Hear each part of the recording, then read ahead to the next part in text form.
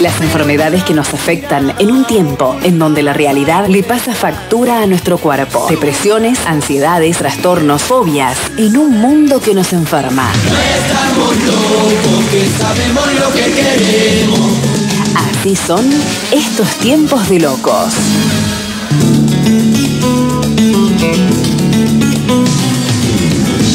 En el espacio auspiciado por la Fundación Philippe Pinel, por la Clínica Philippe Pinel y la Fundación Diquiara, recibimos a Mariana Barrón. Hoy ligamos las dos columnas, las próximas en el programa, en relación con una cuestión que tiene conexión, porque hablábamos de el bullying entre los chicos, que además pretendemos que ellos no lo tengan cuando hay una sociedad que vive enojada.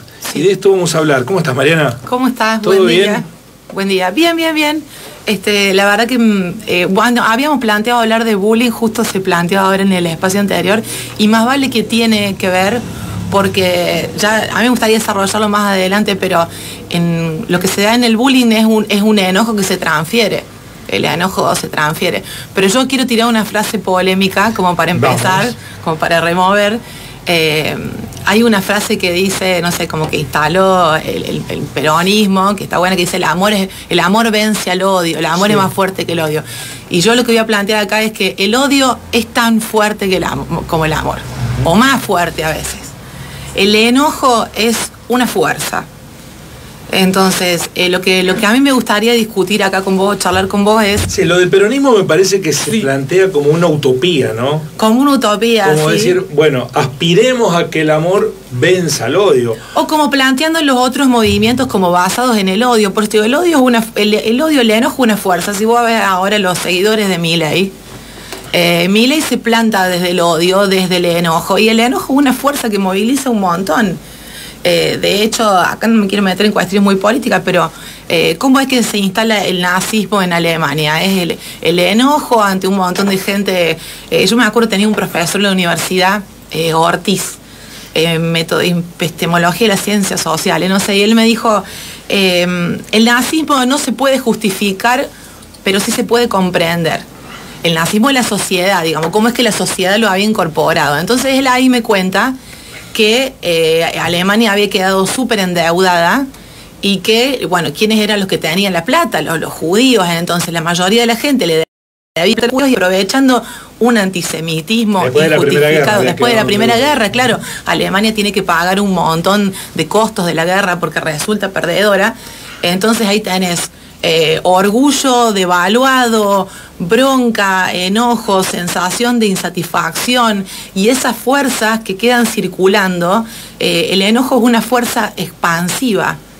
Entonces, o te lo tragas y te lo implosionas o lo largas contra el mundo. El enojo moviliza un montón y es utilizado políticamente en ese sentido. Ahí nos están siguiendo en Instagram y también en Facebook, estamos transmitiendo, y una cibernauta que escucha y mira por Instagram, dice que el odio daña, y ese es su triunfo. Sí, bueno, eso es lo que a mí me parece. Bueno, yo cuando empecé a trabajar este tema con los pacientes, lo trabajo desde un libro que se llama, desde lo religioso, incluso yo soy más atea que yo, no viene, pero el libro se llama Los 7 pecados capitales. Y en este libro le encargan a un montón de escritores famosos que elijan un pecado. Primero analizan lo que es la estructura del pecado capital. La ira es uno de los pecados capitales. Y tenés ¿cuál es más? La lujuria, tenés la gula, tenés la pereza. Si vos lo ves desde una perspectiva filosófica, los pecados capitales son pecados que tienen que ver con lo excesivo. Y todos, la gula, la lujuria y todos esos excesos, ¿qué sucede con los excesos? Nos descentran, nos sacan de nosotros mismos, nos convierten en otros. Es el riesgo de los pecados capitales. Y el tema con la ira es que, lo analizaban en el libro, existe algo así en el imaginario popular como la ira justa. La ira es una emoción, es un pecado capital también que nosotros emparentamos con la idea de justicia, en cierta manera. El asunto es ese, el exceso o el defecto. Entonces, cuando una sociedad vive enojada, es porque en el fondo siente que está siendo víctima de algún tipo de injusticia Cuando uno vive enojado es porque siente que está siendo víctima de algún tipo de injusticia. Pero esa injusticia puede ser real o imaginaria. Acá está el punto. Cuando yo planteaba vivir enojados como un modo existencial. Hay gente que se levanta mañana y agarra el diario para enojarse más. Prende la tele para enojarse más. Conversa que se va a comer un asado tranquilo cuando debería utilizar ese momento para relajarse y tira alguna y aprovecha para enojarse más. Y voy a decir, ¿por qué les gusta vivir enojado? ¿Les gusta vivir enojado? No, es que el enojo nos hace sentir vivos. Nos moviliza, nos hace sentir vivos. Es como lo opuesto al achanchamiento, perdónenme la palabra académica, lo opuesto al achanchamiento en el que uno muchas veces está como poniendo la otra mejilla y poniendo la otra mejilla y aguantando, y de pronto la ira tiene esa cosa, Mary Gordon, que es la que le toca escribir sobre la ira, dice, uno la siente casi como que la paladea a la ira. Siente cuando se empieza a enojar. ¿Te pasó de enojarte alguna vez mucho? Empezás a sentir que la sangre te empieza a fluir. Cadena. Claro, te empieza a fluir la sangre por el cuerpo. Dices como que tenés las palabras atascadas en la boca. ¿Y qué es lo que sucede? En ese momento en el que el sujeto se abraza con su ira, siente que tiene razón. Por una vez nadie le puede quitar ese privilegio. Y se siente como que en una posición... ¿Y por qué yo relaciono esto con el bullying? Muchísimas veces el que sufre bullying termina, como hablábamos ayer con Ivana, cometiendo un daño masivo en su escuela, en su trabajo. Gente va a decir, bueno, este chico asesinó a 8 compañeros, este otro, y vos después te enterás que habían sufrido bullying. La persona que sufre bullying empieza a guardar un enojo tan grande y una sensación de injusticia y de falta de visibilidad, de volver a ser visible con un hecho de igual magnitud. De tal manera, tengo tal ira, que para reparar esa ira, en vez de utilizar la vía del perdón, que sería como la vía más saludable, acá siguiéndole a la oyente que nos está escuchando, por supuesto que la ira enferma. Yo estoy hablando un poquito de enojo. ¿Viste cuando la Malena Pichot dice, enójate, hermana? Un poquito de enojo está bueno porque es una energía movilizadora. El tema son los límites, ¿no? El tema son los límites. Si vivir enojado ya es una elección. Claro, es una elección casi existencial. ¿Y no se torna patológico en cierto sentido? Exactamente, sí, porque, mira, es difícil salir de ese estado de ensimismamiento en el cual yo empiezo ya, como yo mencionaba el tema de la canosa. Yo me acuerdo cuando yo era más chica, Babi Echecopar, la gente lo veía porque Babi Echecopar puteaba en la radio, decía cosas, y vos ves que la gente lo veía y salía más enojada de lo que estaba. Mucha empatía en mucha gente. Mucha empatía, mucha gente se siente reflejada con los discursos del odio. Y volvemos a temas antiquísimos. ¿Quiénes se sienten reflejados con los discursos del odio, como el discurso de Milei, que a mí me parece un discurso peligrosísimo? Chicos, jovencitos, que no se han curtido, digamos, que no tienen historia encima, que se sienten en una posición injusta ante la vida, que se sienten relegados, que se sienten estafados, que sienten... Entonces, si vos le fogoneas eso a alguien, lo vas a hacer sentir en una posición exaltada, de muchísimo poder, y en ese momento de embriaguez es capaz de hacer cualquier cosa. Aparte de que, hablando médicamente, la exposición al enojo permanente enferma por la segregación de cortisol, que es la hormona del estrés, pero el cortisol, de vuelta, no es malo. Nada de lo que hay en nuestro cuerpo está pensado porque sí. Todas las emociones, no sé, esto suena re infantil, como cuando ves la película Intensamente, viste, que voy a decir, bueno, la tristeza es mala, dejémosla de lado, el enojo es malo, ninguna emoción está puesta porque sí. La tristeza es una emoción del tipo reflexiva. Cuando uno siente tristeza dice, bueno, vamos para adentro, y cuando uno siente enojo, lo que vivencia es, esto no da para más, esto que yo estoy sintiendo, esta energía del enojo es una energía del cambio. Pero ¿qué pasa cuando yo, en lugar de transmutar la energía del enojo en un cambio real y salir del patrón de comportamiento de enojo, guardo y guardo? Ahí claramente me termino enfermando y termino pasando para el lado del exceso. Y el no guardar, y reviento un día. Me callo y reviento. Y cuando me quiero dar cuenta tengo presión alta, aumento de peso, insomnio. Todas esas cosas se provocan por el estado de enojo y ansiedad permanente. ¿La cura? La cura, qué difícil.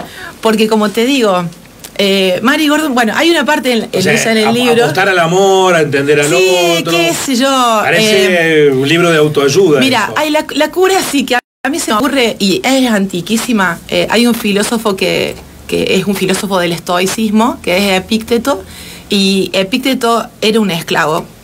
En aquella época, un esclavo romano, él tiene la suerte de tener un dueño, mira la palabra que uso, que lo educa y le hace aprender a leer y escribir. Epícteto aprende un montón de cosas, qué sé yo, finalmente compra su propia libertad.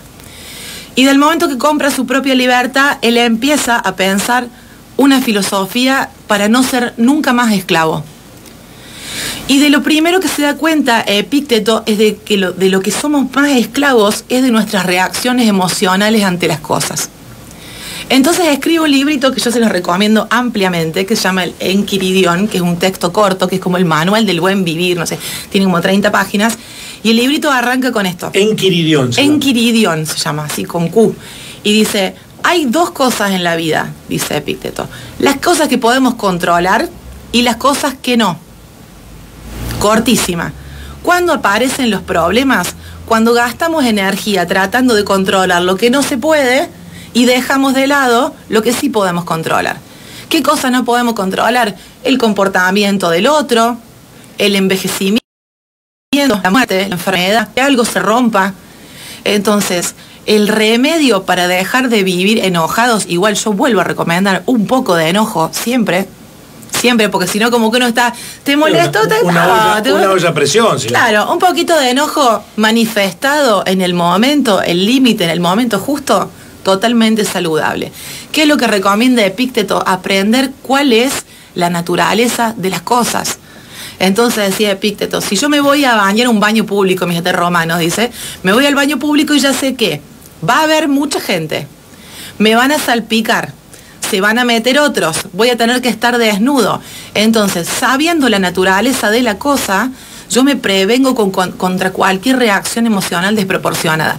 Porque hay gente que le gusta enojarse y va a un lugar lleno de gente y después dice, estaba lleno de gente. Entonces Epícteto dice, aprendamos la naturaleza de las cosas. Si compro algo que es de porcelana, es probable que se rompa. No me tengo que enojar si se rompe. Si empiezo un vínculo con otra persona y ese vínculo se termina, es un vínculo humano, es posible que se termine. No me tengo que enojar con que se termine. Entonces, ¿cuál es el remedio para no vivir enojado? Primero, mantener el enojo justo, expresarlo cuando sea necesario como un impulso de cambio de una situación real, no para alimentar una posición de víctima ante la vida, que muchas veces sucede eso con las personas que viven enojadas, alimentan una posición de víctima pasiva en la cual no hacen nada. Un poquito de enojo y entender la naturaleza de las cosas. Vivimos en Argentina, gente. Esa es la naturaleza de las cosas. Entonces, si te vas a amargar desde que te levantas, la vas a pasar mal. Entonces, bueno, un poquito de enojo ante lo que se puede cambiar y aprender a tolerar lo que no se puede cambiar. Ese sería el consejo. Bueno, tengo muchos mensajes. Dice Estela, yo siempre digo que nadie nace malo, lo hace el entorno. Sí, exactamente. Bueno, hay esa frase que dice, el perro los muerde y se quejan después de que lo estuvieron, chicaneando durante mucho tiempo. Entonces, pero acá no vamos a hablar de bien ni mal, sino que creo que lo que dice el oyente es que las situaciones nos van empujando hacia ciertos lugares. Por eso yo les recomiendo, en el momento que uno detecta la emoción del enojo, y que se puede detectar rápidamente, como te digo, como un aumento de palpitación, una cuestión así que te queda dando vuelta en la cabeza, ese es el momento para intervenir. Si es algo que yo puedo modificar, modifico. Si es algo que no puedo modificar, veo cómo me salgo de la situación.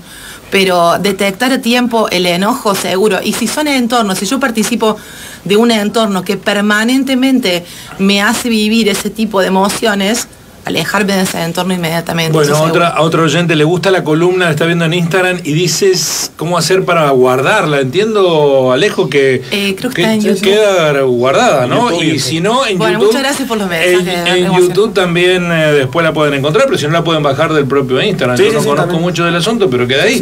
Queda ahí guardada. Y otra persona que yo sospecho dice: es muy real lo que dice Mariana, pero se llama Luni Barrón, no sé si es... Es mi hija, sí. Gracias, hija, te mando un beso. Está bien. Es el apoyo que necesita, sí. que necesita alguno de la familia. Es mi hija. Una última cosa que me acordé que habíamos hablado. A veces uno, cuando yo recién decía identificar el enojo para poder actuar, como te digo, el enojo es una emoción que nos permite actuar, la tristeza es una emoción que nos dice quédate donde estás y analiza. Había un cuentito que lo contaba Buca y pobre cayó en desgracia lo vamos a resucitar hay así. Un plagio de por medio, lo vamos a resucitar, pero este cuento él ya dijo que no era de él, sino que habla sobre que las emociones se van como a bañar a un río o algo así, y se sacan toda la ropa y en el apuro que tienen que salir, salen todas mal vestidas. Entonces cuando llegan al otro lado no se reconocen. ¿Y a qué va la moraleja del cuento? Muchas veces el enojo es la tristeza disfrazada de enojo. Y muchas veces la tristeza es el enojo disfrazado de tristeza. Entonces, sí, suena medio raro, pero cuando estamos crónicamente tristes, estaría bueno pensar con qué estamos enojados. Con qué estamos enojados y no nos estamos animando a manifestar ese enojo. Y cuando estamos crónicamente enojados, pensar por qué estamos tristes.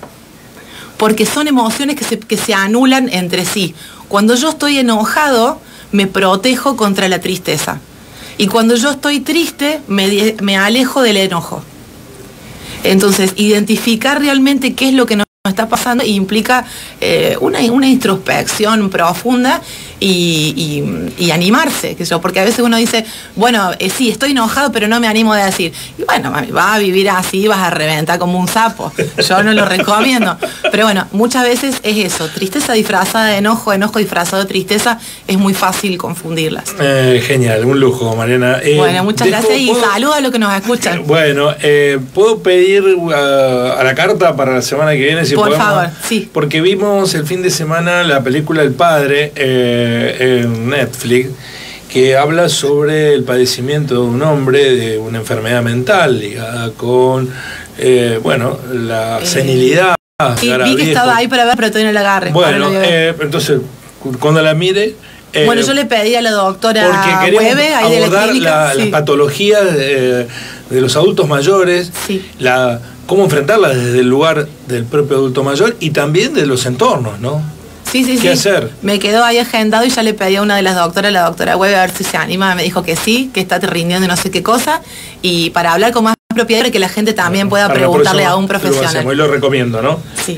Una gran película con Anthony Hopkins en Netflix y Olivia Colman. Dos actores impresionantes. Bueno, lo voy a ver y una gran película. Para referencia de eso, hay mucha gente, muchas familias. Hoy la expectativa de vida ha crecido hasta los 80 y las enfermedades mentales en los adultos mayores a veces sumen en la desesperación a los entornos. Y si uno supiera cómo... Y sobre todo te obligan, ¿sabes a qué? A hacer un luto anticipado. Sí. Un duelo anticipado, porque la persona que vos pensabas que tu viejo le ibas a tener lúcido a tu vieja hasta tal edad y después iba a morir, lo empezás a perder un tiempo antes.